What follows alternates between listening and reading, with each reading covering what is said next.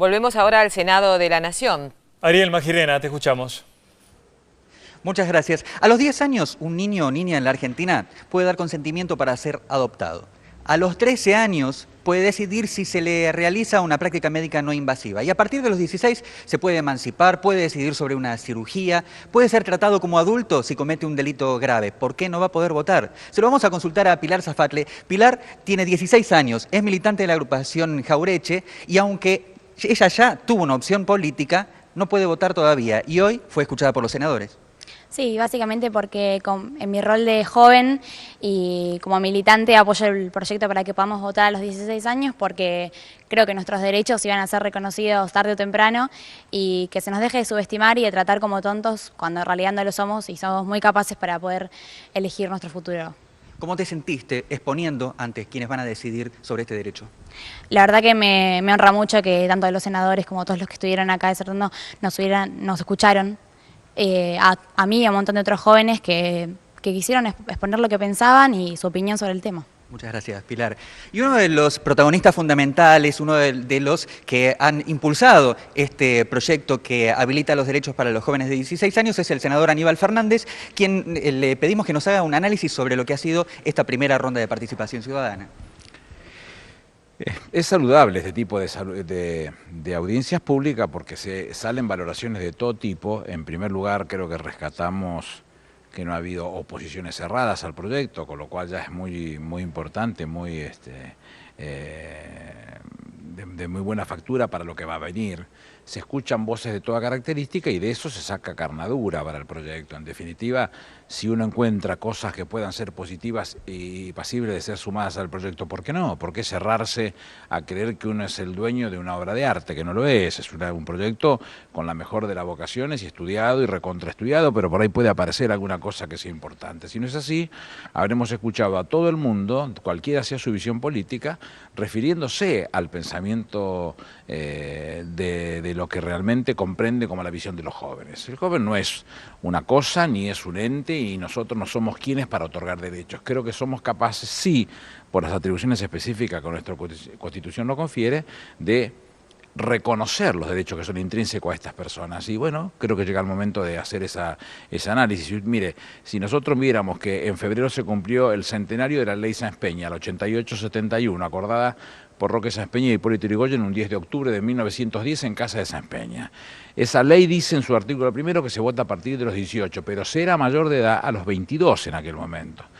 Mi padre fue mayor a los 22, yo fui mayor a los 21, mis hijos a los 19, bueno, a los 18, bueno, entonces estamos en claro que han cambiado las cosas. En aquel momento, en 1912 o 1916, cuando se lo vota Hipólito Yrigoyen, los 18 años de edad implicaban que los mayores no tenían el 5% o el 3% solamente tenía secundaria y prácticamente el 90% no tenía primaria, con lo cual el nivel de formación, el nivel de instrucción pública era cero respecto de hoy. Me van a decir que entonces que un joven de 18 años de 1912, 100 años después, es más que un pibe de 16 años con el nivel de formación que tienen hoy, seguramente no. Entonces creamos esto con más participación, confiemos en los jóvenes, que es donde está realmente la salida.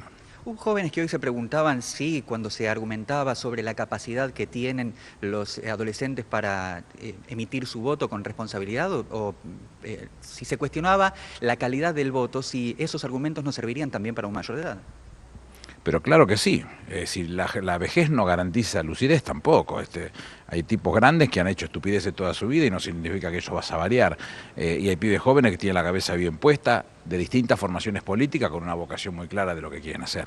Y si uno se atiene a estas personas que formaron parte de esta manifestación del otro día, y las barbaridades que se dijeron, de tratar a la presidenta de puta, de yegua, de desearle la muerte, de todas esas cosas que se han expresado ordinariamente, o de esta señora paquetísima que decía que para procrear hay que tener plata, entonces evidentemente estamos creyendo que los pibes son capaces de ser mucho más generosos, mucho más inteligentes, mucho más positivos para la formación de un Estado, que esta gente llenas de odio que se manifestaron de esa manera burda y espantosa a la que los argentinos no estábamos acostumbrados. Evidentemente, para pertenecer a ese grupo de pertenencia hay que ser alguien que tenga una enorme capacidad de odio que uno no tiene ni cerca la vocación de participar.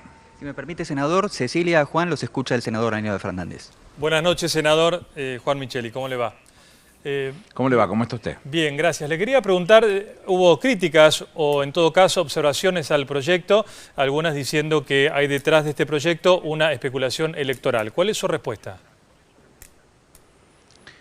El universo del que estamos hablando en el caso de los jóvenes hoy es 1.419.386, si no me equivoco. De la realidad esa, el 50%, las encuestas dicen que no participarían y de ese 50% hay que distribuirlo entre 24 jurisdicciones. La Ciudad de Buenos Aires es una de las que menos cantidad tiene.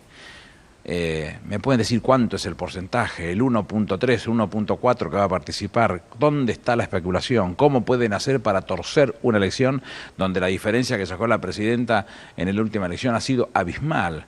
Y desde el punto de vista de los extranjeros, nosotros hemos explicado, los autores, la senadora del Chaco, Elena Corregido y yo, que nuestra vocación haríamos una modificación en el proyecto para que a partir del 1 de enero de 2013, la Dirección Nacional de Migraciones transfiera en forma directa al Registro Nacional de las Personas las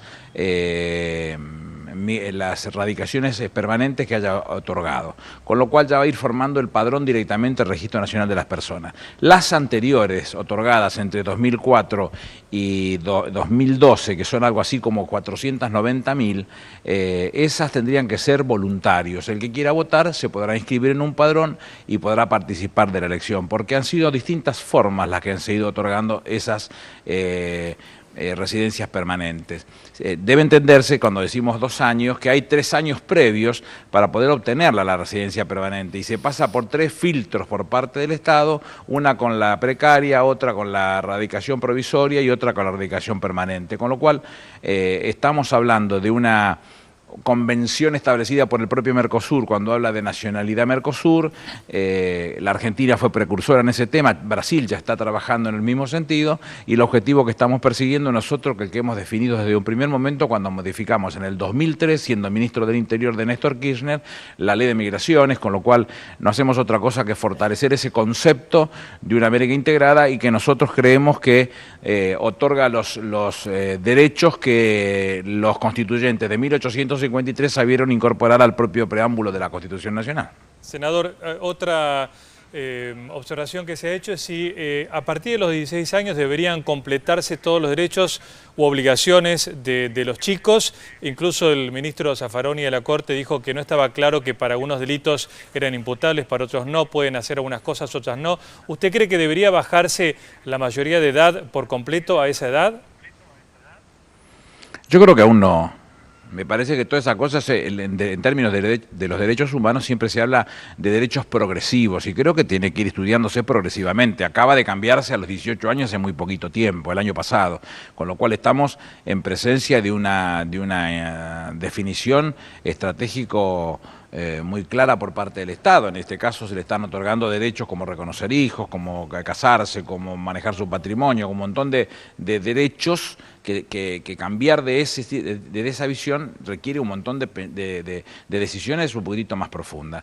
E inclusive, hablando en términos de lo que se conoce como derechos electorales pasivos, lo que sería el hecho de ser elegido, lo prohíbe nuestra propia Constitución. Necesitaría una reforma de la Constitución. Si en algún momento hay un proyecto, no sería malo a lo mejor incorporarlo porque hoy contaba con muy buen criterio, una excelente exposición por parte del presidente de la Unión Cívica Radical de San Luis, insisto, una excelente exposición, que él es presidente de la Unión Cívica Radical de una provincia con 27 años de edad y se da la paradoja que no podría ser senador porque nuestra Constitución dice que tiene que tener 30 años de edad, con lo cual habría cosas para modificar para ser más inclusivos en todos esos términos. Nosotros no debemos descartarlo, pero hoy no hay una modificación de la Constitución en el horizonte ni por las tapas, así claro, que es un tema que seguramente va a quedar en el estudio. Y brevemente, senador, ¿usted nota que hay una corriente mayoritaria en el Senado para que este proyecto se apruebe como el voto voluntario y no obligatorio?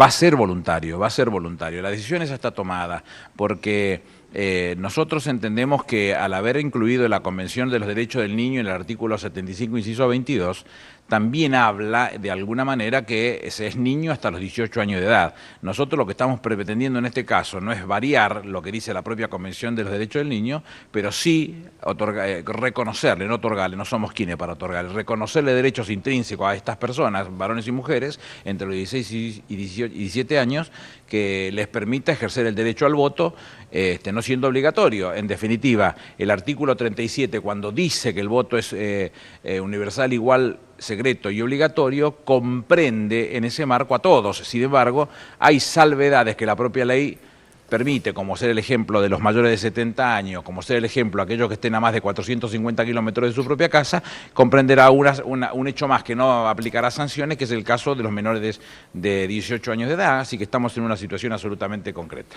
Gracias, senador, muy amable, buenas noches. Gracias a ustedes, un abrazo. Bien. Gracias, Ariel, también desde el Senado, hasta luego.